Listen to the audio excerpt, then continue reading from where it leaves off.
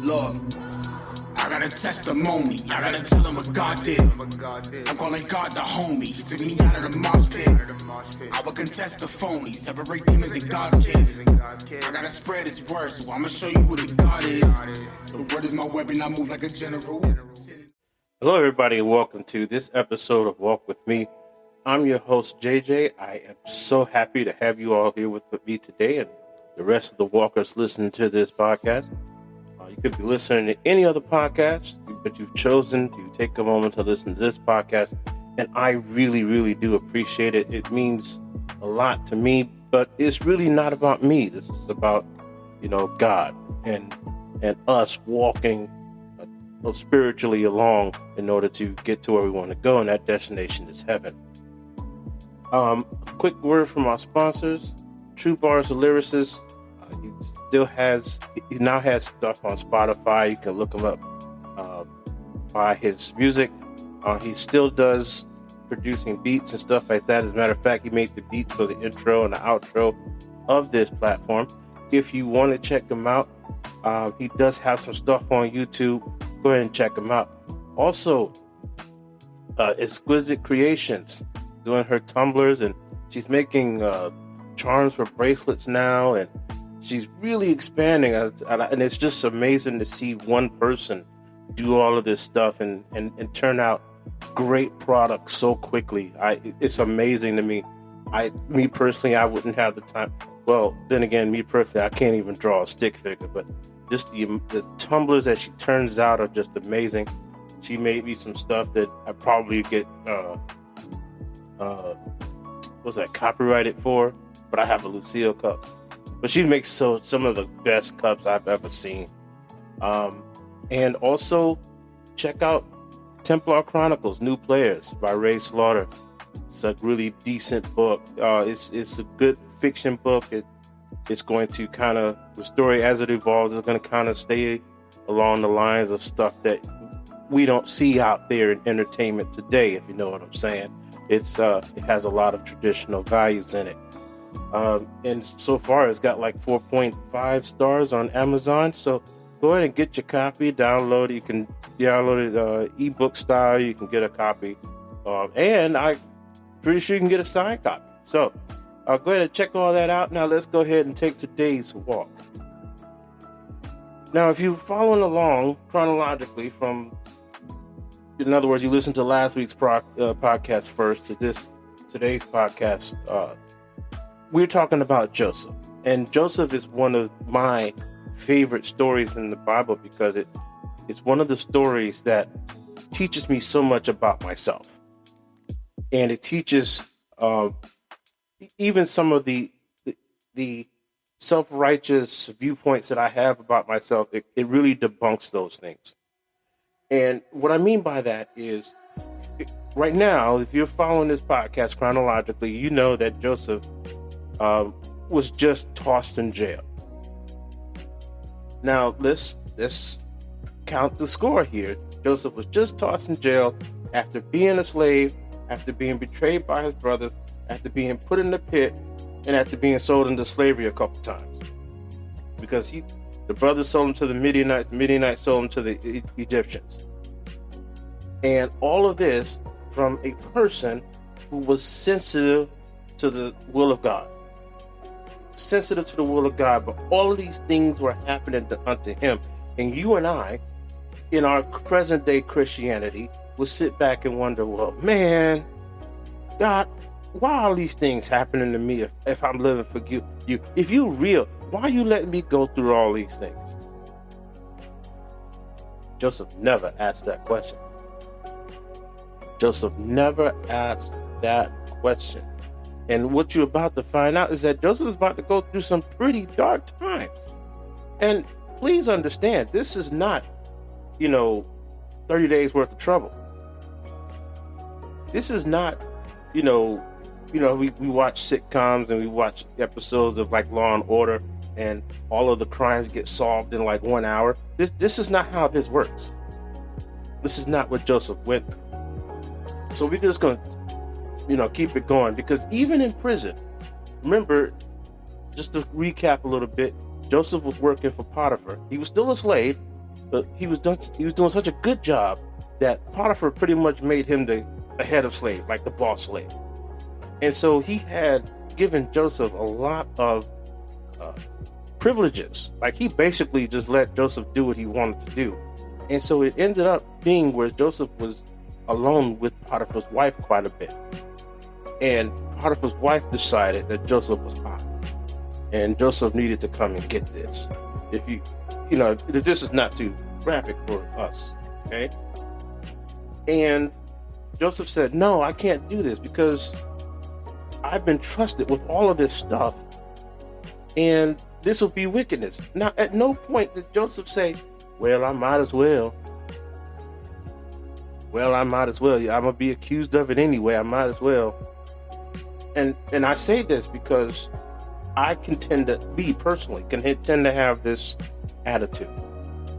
I can tend to have this attitude, well, I'm going to get accused of it. I'm going to get in trouble for it anyway. I might as well enjoy it so I can, But God would not have respected that. So he didn't. And so he got accused of it anyway. He still went to jail anyway. And even in spirit, even in jail, even in prison, Joseph's spirit did not turn on God. So in Genesis 39, 20-23, and Joseph's master took him and put him into prison, a place where the king's prisoners were bound, and he was there in the prison. Now let me stop right there. You would think, well, the king's prisoners will have better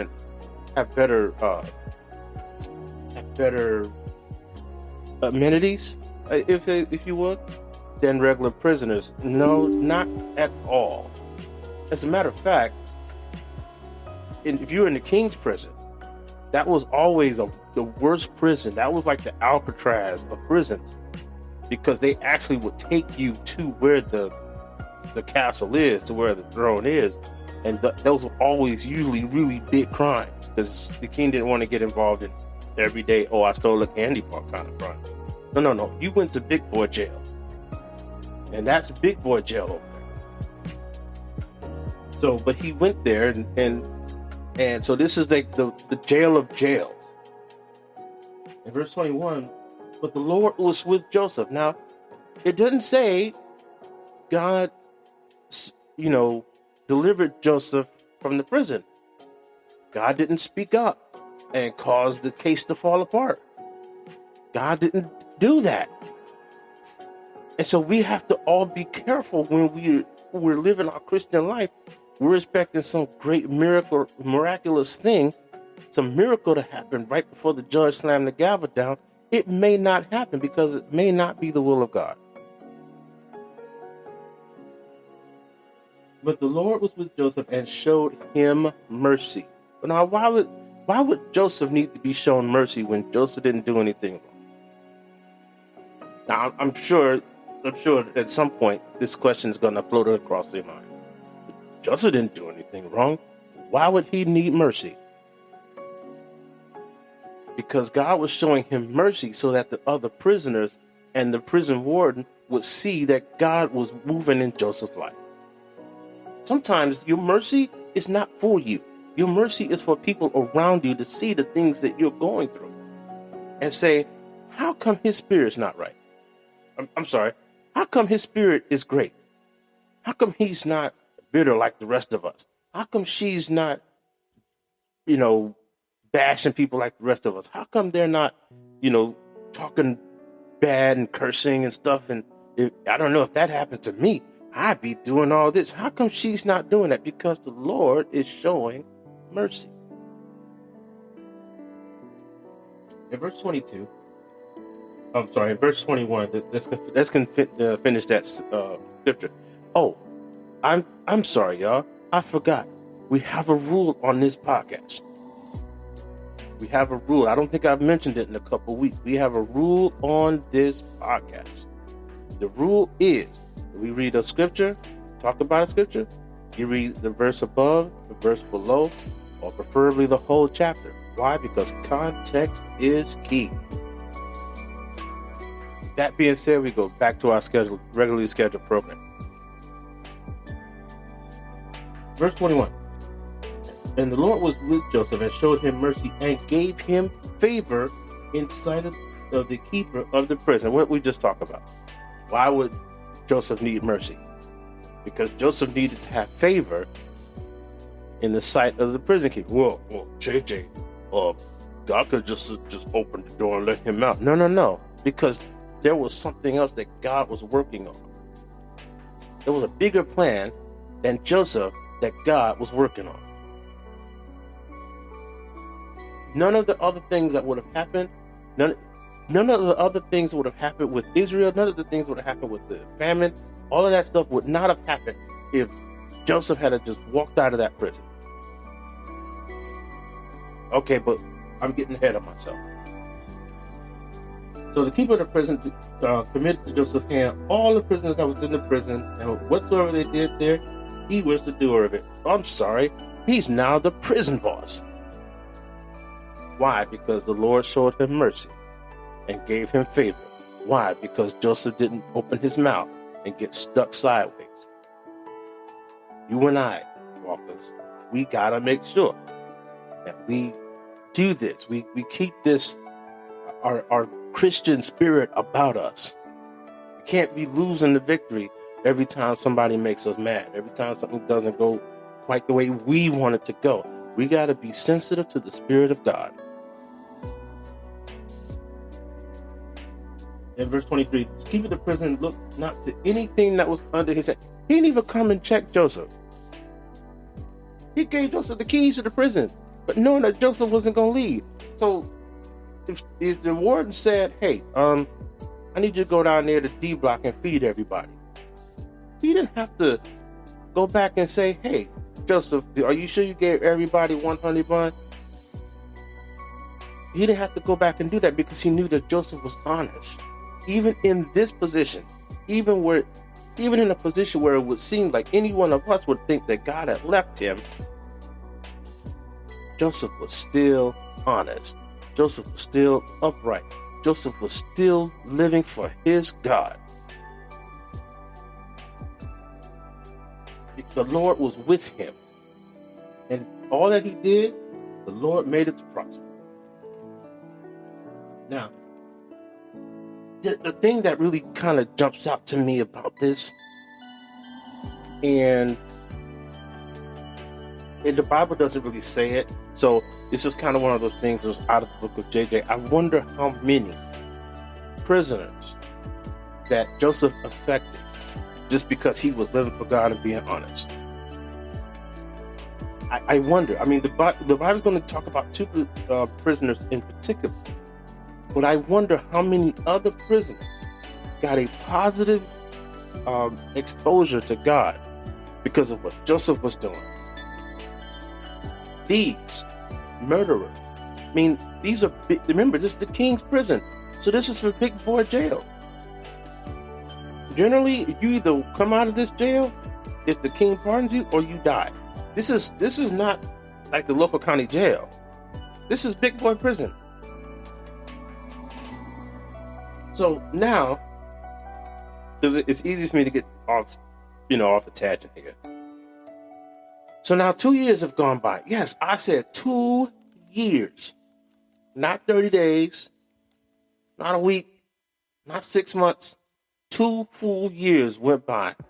Joseph was in the prison. In the prison for something, guess what? He did not do. Matter of fact, he gave reasons why he couldn't do it. Because God thought it was wicked. But guess what? God left him in the prison for 2 solid years. Up to the point we're going to talk about now. Now, at the end of this 2 years, Pharaoh had this dream.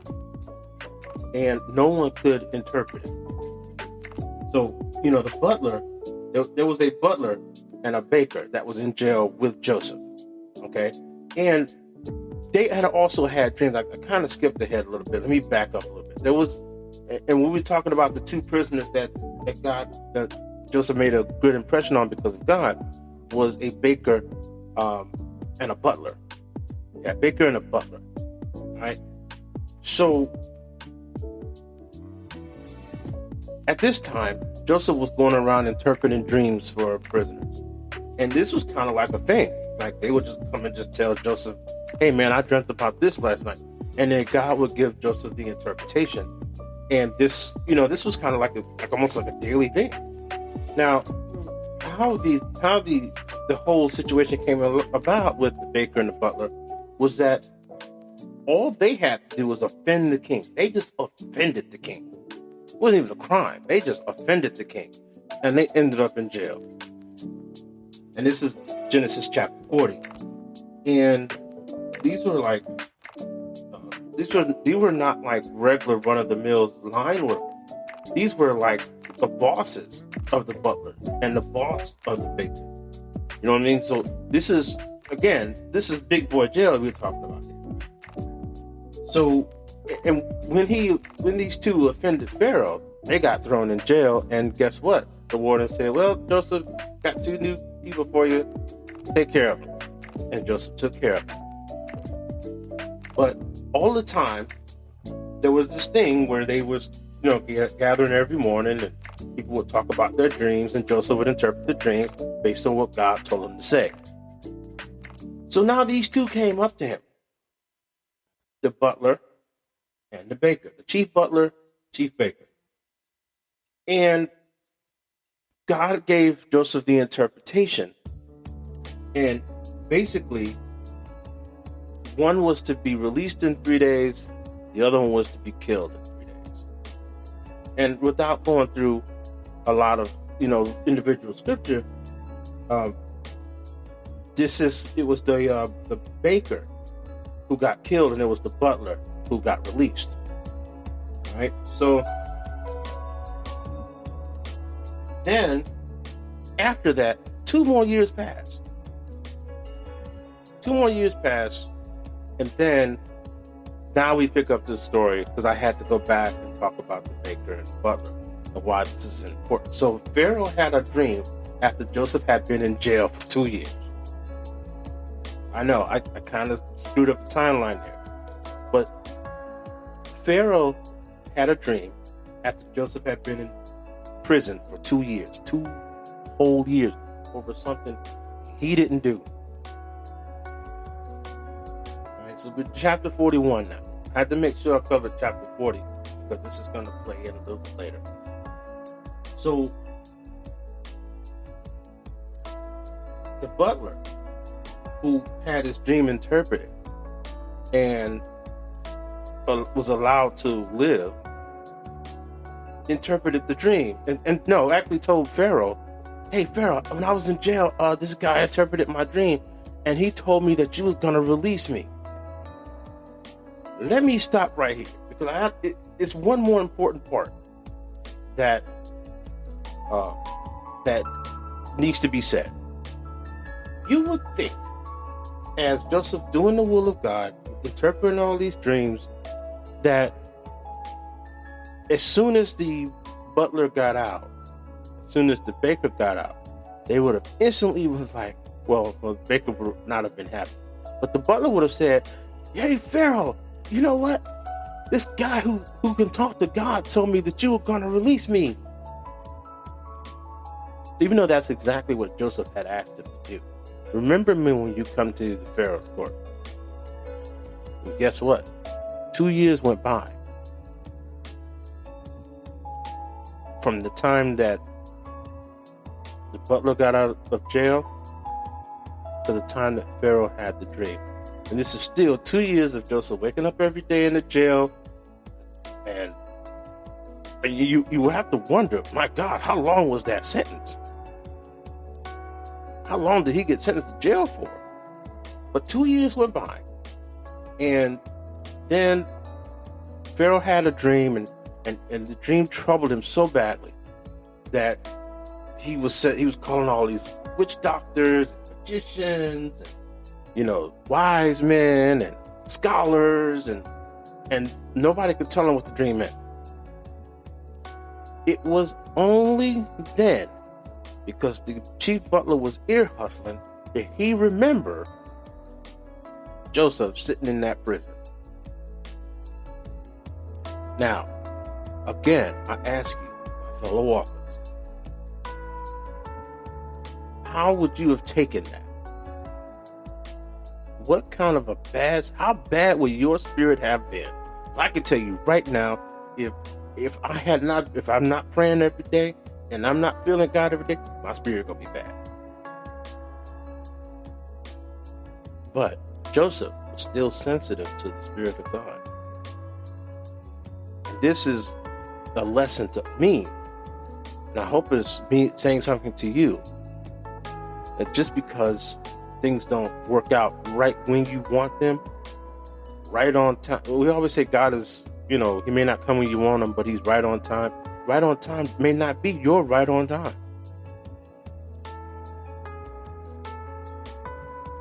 When you want your deliverance, it may not be in God's time. God's working on a whole different schedule. And one of the things that makes Joseph's story such a wonderful story, even in all of the hardships he went through, and I can't stress this enough, even in all this stuff he went through, he never got bitter at God.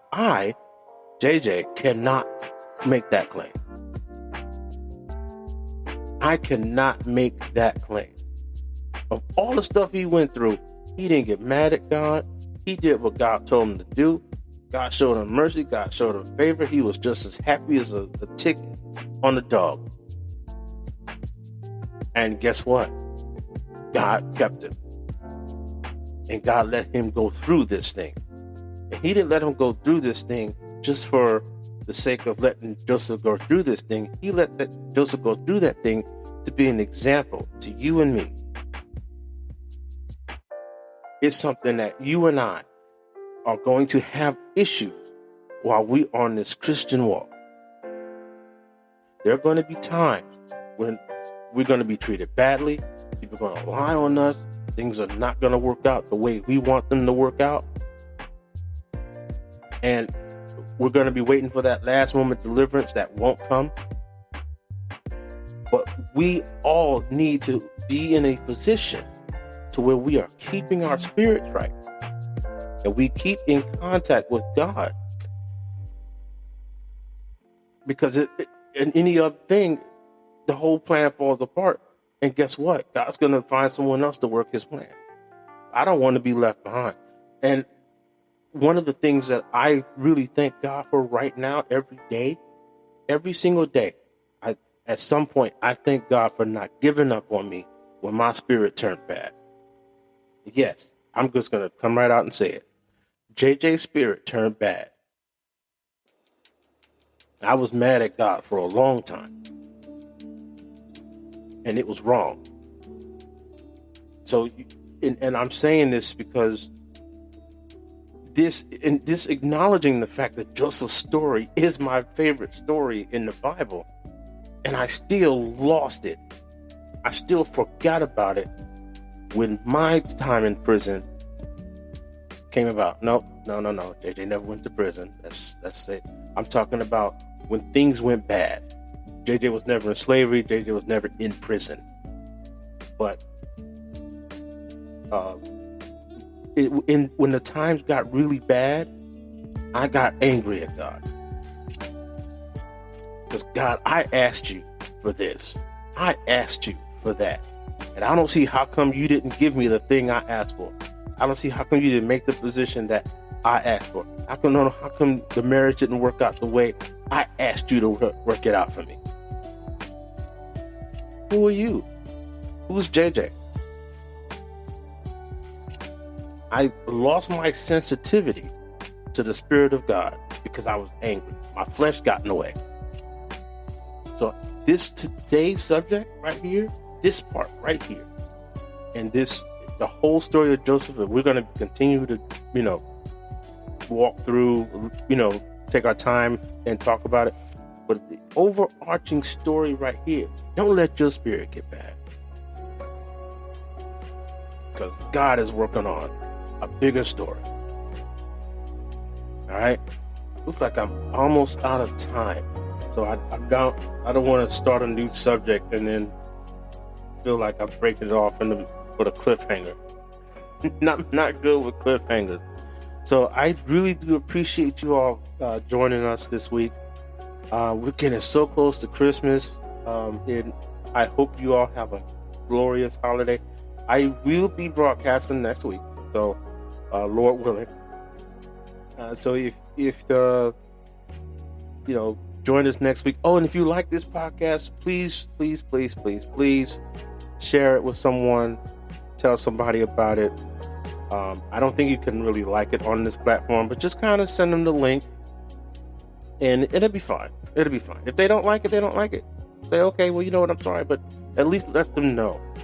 Let them know about it. I see a lot of you already doing that, and I really do appreciate it. But yeah, if you do like it, go ahead and share it and let everyone know about it. Again, God bless you all. Thank you for walking with me this session, this episode. I'm your host, JJ. God bless you. Love you. Bye.